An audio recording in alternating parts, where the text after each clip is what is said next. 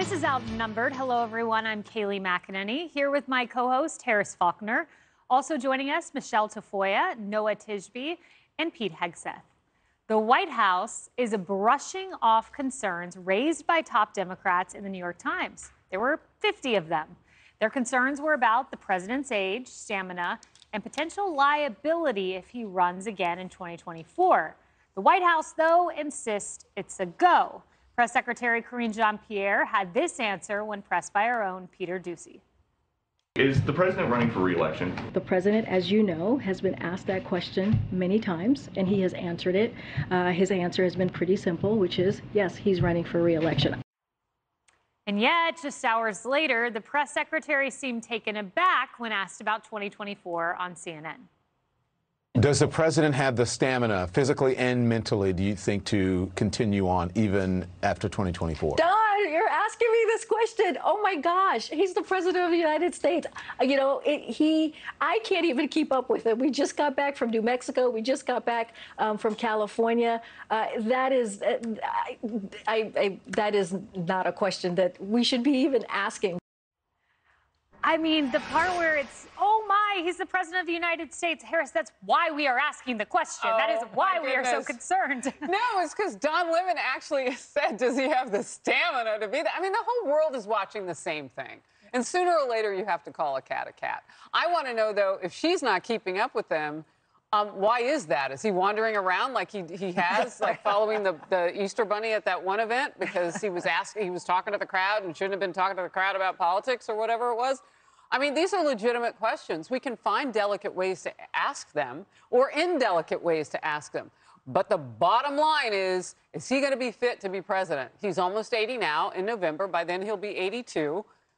And he says, if I'm healthy, I'll give it a go. Well, I don't think that's the big question, though. The big question is, who's their bench? Yeah, that is a very big question. The New York Post, in fact, asking that question, Rich Lowry wrote a fantastic piece.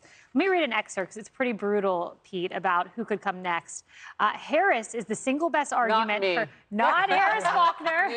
You might be their best choice. She'd be a great option. I'd love Harris for president, not Kamala. Okay. They wouldn't. However, Kamala Harris is the single best argument for Democrats trying to prop up Biden no matter what.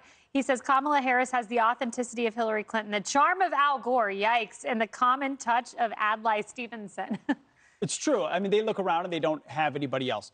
The press secretary has to say that right now, and you would know better than me about lines you can and cannot cross. Of course she has to say he's going to run.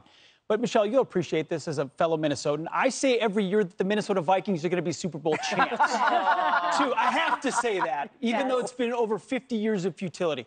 They have to, at least until the midterms.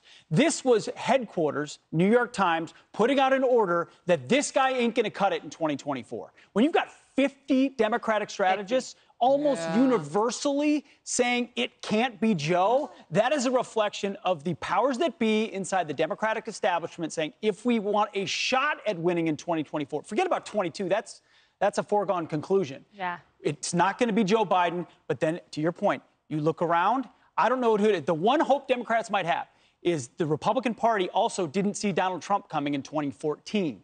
So doesn't mean the existing crop that's there would be their answer. But I think their instinct will be to go far left, which doesn't help them either. No, well, and nobody saw Obama coming the way that he was, a train coming down the tracks, too. So that's a good point. Yeah, one of my favorite parts of this New York Times article, which you're right, it's 50 Democrats who, on the condition of anonymity, spoke to the Times, and they said that they view Biden as an anchor that should be cut loose in 2024. That's pretty bad to be an anchor who should be cut loose. But one of my favorite parts of the article is them saying, oh, we did the same jockeying and wondering and questioning with Obama. Like, no, you did not at all, Michele. No, I think the Joe that the Democrats have is Joe Manchin. I mean, I think he is so middle of the road. He might be their best shot, honestly, because I don't see anyone else on the bench. But there is no question. He will not be on the ballot in 2024. It is so dismal right now, his performance. And you mentioned, let's call a cat a cat. Cats are quick. I'm not sure we can call Joe Biden a cat of any stripe because it was a metaphor. Maybe a sloth. I was just picking up on it, girl. He doesn't have the cat-like quickness. But there's no way he's on the ballot. I don't know where their depth is.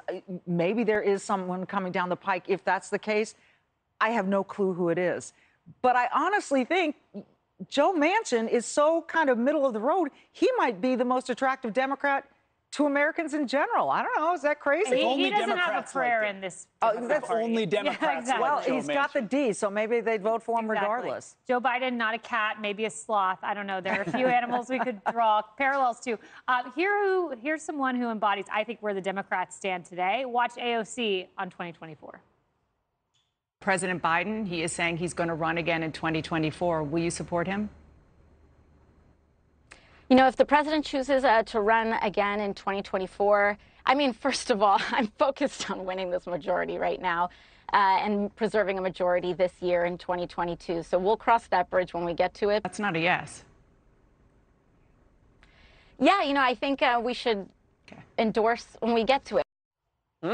Yeah, Harris. And Noah, we'll get to you in just a moment. I have a David Axelrod quote saved for you. Well, the pause says it all, right? Your tire is flat. You're on the side of the road. Somebody comes by who can help you. And you say, can you help me? And they're like, I don't know. That looks like a pretty flat tire to me.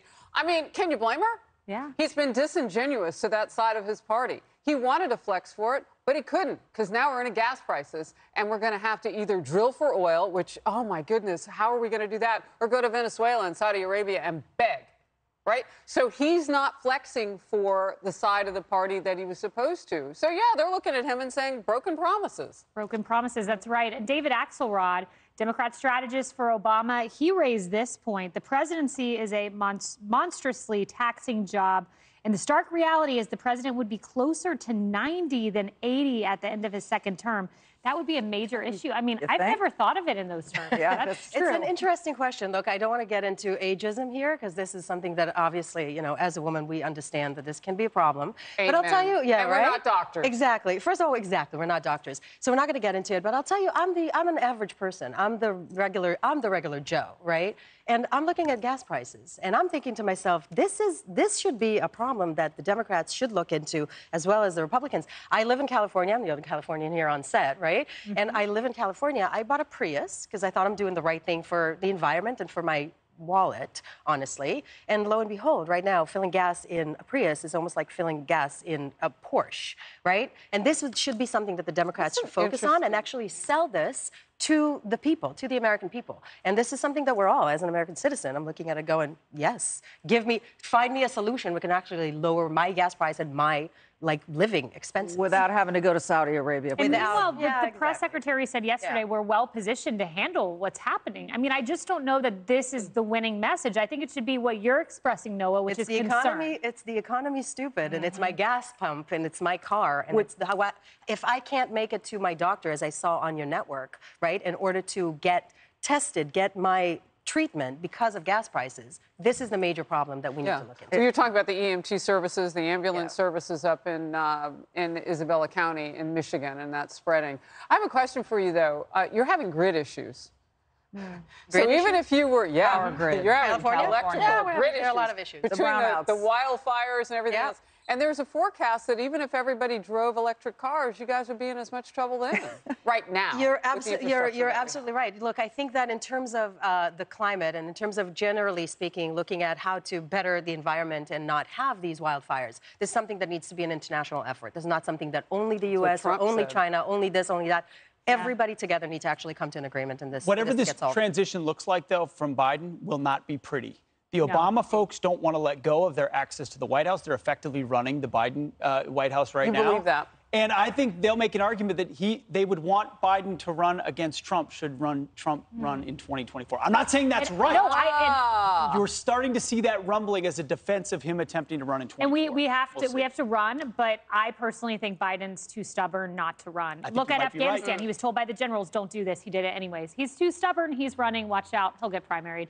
Hey, everyone. I'm Emily Campagno. Catch me and my co-hosts Harris Faulkner and Kaylee McEnany on Outnumbered every weekday at 12 p.m. Eastern, or set your DVR.